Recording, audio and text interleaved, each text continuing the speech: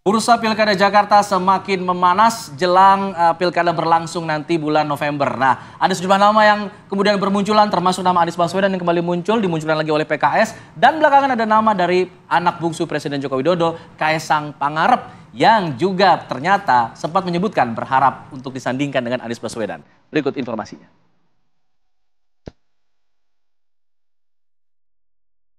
Bursa calon gubernur daerah khusus Jakarta kembali ramai dibicarakan di ruang publik.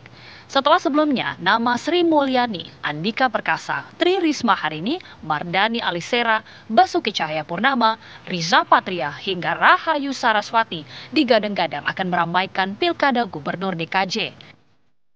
Kini, bursa nama calon gubernur DKJ diprediksi akan bertambah. Orang dekat mantan Gubernur DKI Jakarta, Anies Baswedan, Sudirman Said, dikabarkan akan diusung melalui jalur independen. Sementara Anies Baswedan sendiri juga diprediksi akan kembali berlaga setelah sebelumnya DPW PKS Jakarta mengusulkan nama Anies Baswedan sebagai bakal calon Gubernur Jakarta 2024.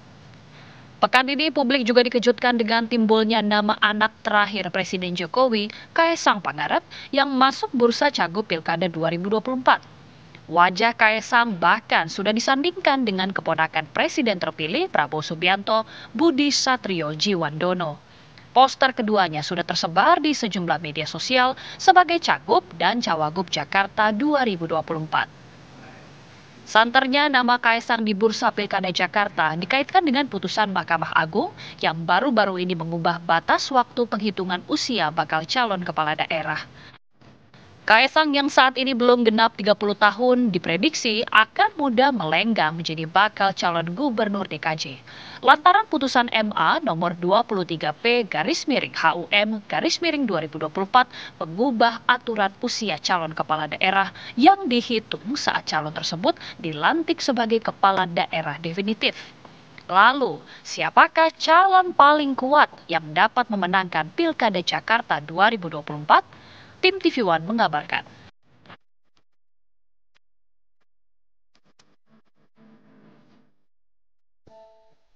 Ya, nampaknya perang bintang ya dalam Pilkada Jakarta nanti karena sejumlah nama yang sudah tenar sudah muncul ke publik, ditambah lagi yang terbaru anak Presiden Joko Widodo ini juga kabarnya siap berduet dengan Anies Baswedan. Bagaimana potensinya dalam Pilkada Jakarta nanti? Kita akan membahas mengenai hal ini dengan narasumber. Sudah ada Mas Khairul Umam, analis politik Universitas Paramadina Jakarta. Assalamualaikum, selamat pagi Mas Umam. Selamat pagi Mbak Rati, Mas Alfat. Mas Umam. Mas Umam, berbicara mengenai Pilkada Jakarta, ini masih seksi begitu ya. Nampaknya sejumlah nama tenar ini nampaknya berbondong-bondong untuk masuk bursa Pilkada. Selain juga kita tahu Bu Risma, kemudian Pak Ahok, Anies Baswedan, yang terbaru adalah Kaesang. Ini Kaesang sempat disandingkan, fotonya sudah beredar luas di media sosial dengan Budi Satrio Djiwandono dari Gerindra. Tapi di sisi lain, di dalam sebuah podcast ini, Mas Kaesang menyatakan siap berduet dengan Pak Anies. Ini bagaimana nih peluangnya nih nanti? Plot twist bukan ini?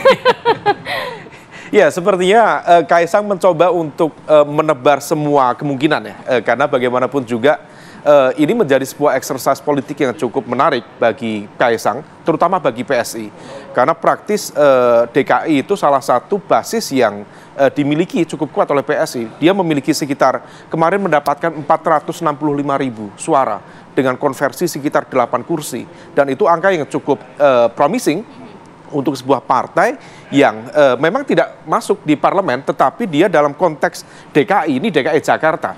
Memang betul nanti beberapa bulan yang akan datang, ibu kota akan berpindah ke Nusantara, tetapi center of gravity secara politik, secara ekonomi dari Indonesia tetap di DKI. Dengan kekuatan yang sangat masif, bahkan APBD dari DKI 85-87 triliun. DKJ sekarang namanya. DKJ, ya nanti akan diperluas, termasuk dari punyanya Mas Alfat nanti di Bogor masuk di sini. Nah, oleh karena itu dalam konteks ini tampaknya ini akan terus dimatangkan, meskipun kemarin ada informasi dari Ketua Umum PAN, Pak Zulkifli Hasan, yang notabene dalam konteks koalisi Indonesia Maju adalah lingkar dekat dari Pak Jokowi. Beliau mengatakan Pak Jokowi melarang. Jadi jangan dulu, jangan Kaesang dulu. Meskipun argumennya hanya anu, dan anu. Nah, ini tidak clear. Tetapi bisa saja informasi itu sifatnya mencoba untuk menetralisir kontroversi yang kemarin sempat mencuat dari putusan Mahkamah Konstitusi. Tetapi putusan Mahkamah Agung. Tetapi sekali lagi jika rakyat menghendaki, barangkali juga akan dilepaskan juga.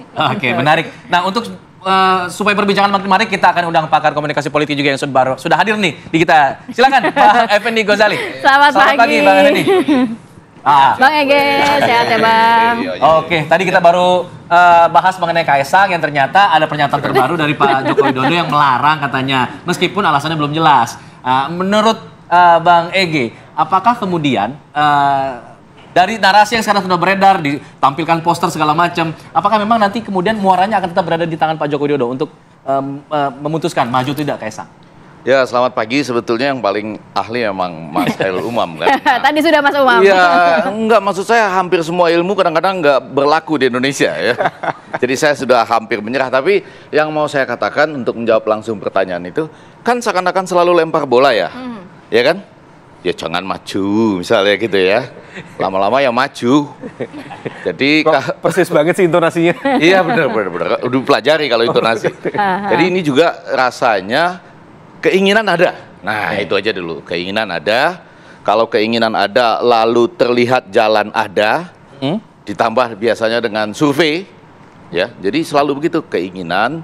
Nanti tes ombak, kalimatnya bisa beda-beda. Jangan atau apa belum terpikir atau terserah MA. Masih bisa berubah. Tanyakan. Iya, itu selalu bisa berubah. Terbukti selalu bisa berubah. Tapi ada di tengah-tengahnya ada semacam garis rasional, yaitu melihat hasil survei.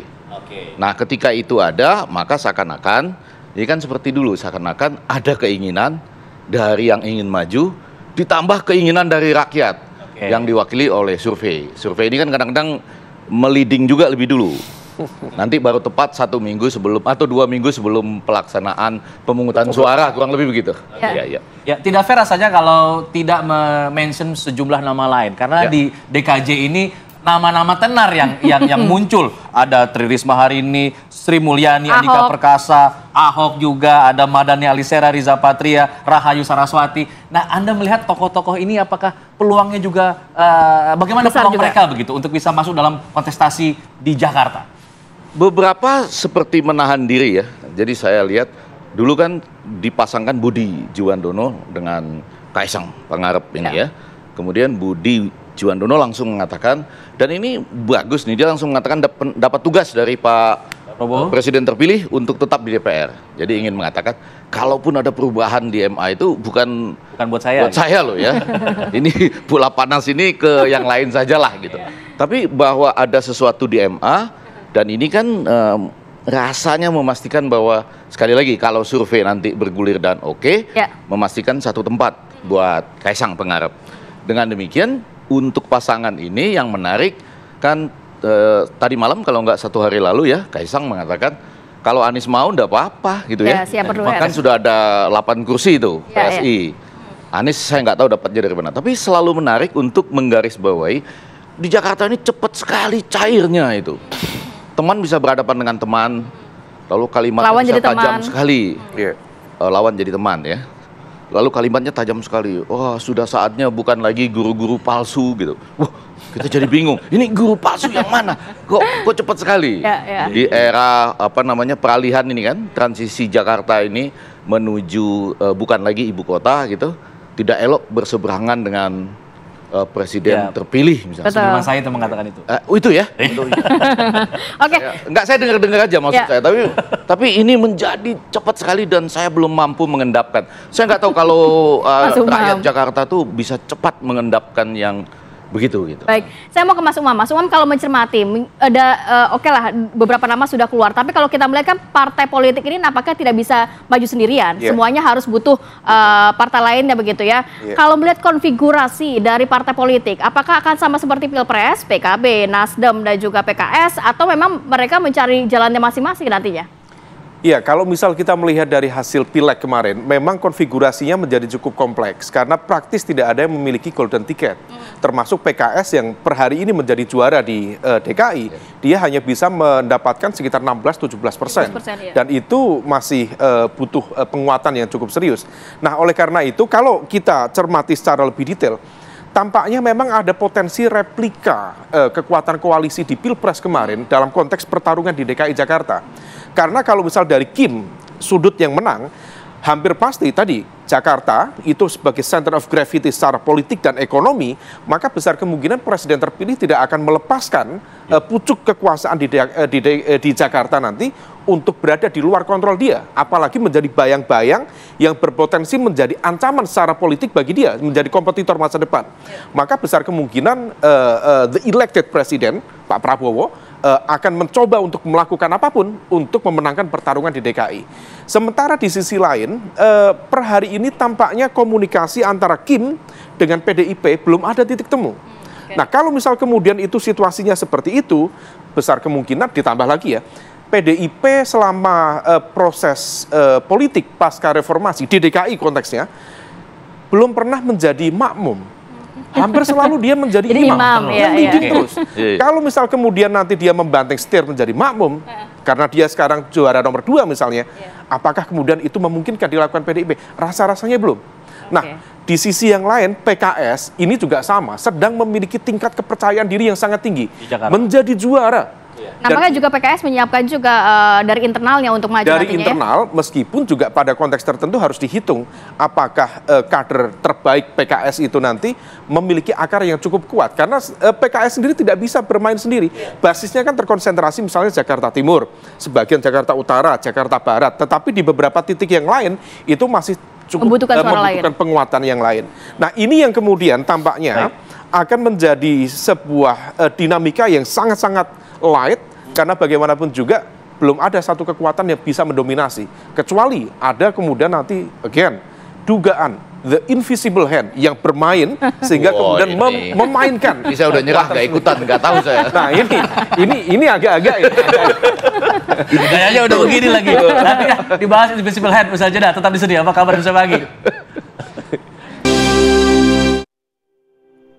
Di segmen sebelumnya disinggung masalah invisible hand, tapi Bang Ege udah saya angkat tangan kalau invisible hand. Nah, saya ingin bicara masalah tangan-tangan survei deh kalau gitu sejauh ini. Sudah ada bacaan belum, Bang? Tentu 3 hal yang mau saya sampaikan, bahwa posisi DKJ, Daerah Khusus Jakarta, pada hari ini menjadi penting, pelan-pelan nih, supaya pemirsa semakin semangat, karena ada 2 pimpinan IKN yang mengundurkan diri. Jadi, ada hubungannya itu? Saya melihat akan ada hubungannya dalam bayangan saya bahwa nanti tidak segera secepat itu presiden yang baru berkantor di IKN. Walaupun tentu saja mudah-mudahan lancar ya, tapi tidak secepat itu. Artinya sambil berkantor di sana dia tetap akan lihat-lihat DKJ gitu. Oh, DKJ gitu ya. Karena kenapa? Kan nggak secepat itu mengimbangi sebagai sentral dari tadi tetap ya politik, kemudian bisnis terutama ya, dalam waktu yang mulai dari Oktober sampai 6 bulan ke depan mungkin ya, dengan harapan tetap IKN. Jadi masih menarik lah DKJ. Oh, sangat menarik. Terus yang kedua, ada bayangan bahwa sebelum ke survei ya, kemenangan di pusat itu nanti mau dibikin skenarionya ke bawah, kurang lebih seperti itu dengan koalisi-koalisi. Tapi tentu saja minus nanti beberapa hal yang selama ini menjadi perhatian kita. Antara terbukti atau tidak, itu tadi invisible hand ya.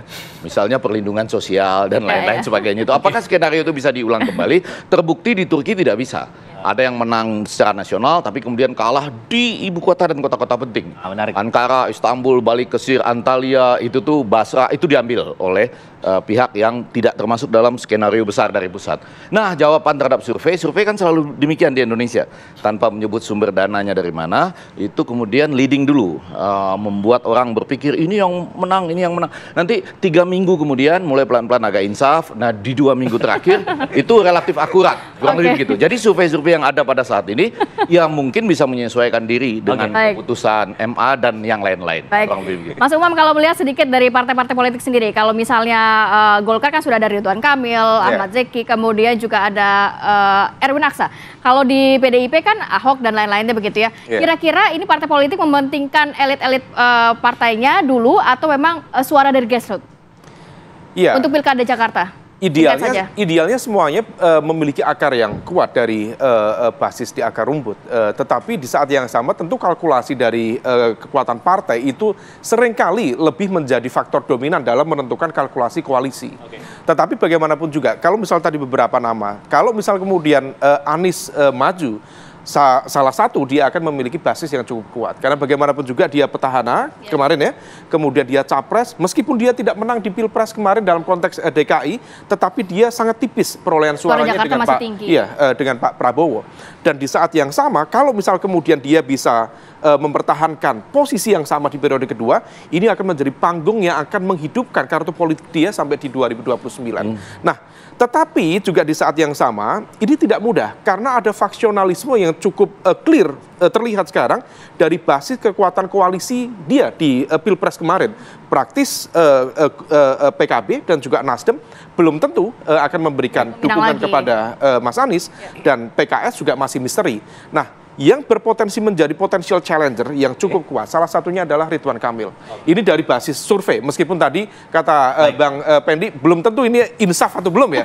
Nah, nanti kita tunggu ya. Ini apa gimana? Dari insaf atau enggak? Kita lihat perkembangannya. Sedikit aja bahwa Anies pun nanti terpengaruh juga kan oleh partai apa yang mendukung kan. Karena seakan-akan ada Anies itu harusnya dengan partai ini gitu ya. Oke, kita bahas nanti lain waktu. Terima kasih Bang Egy, terima kasih banyak Bapak-Bapak.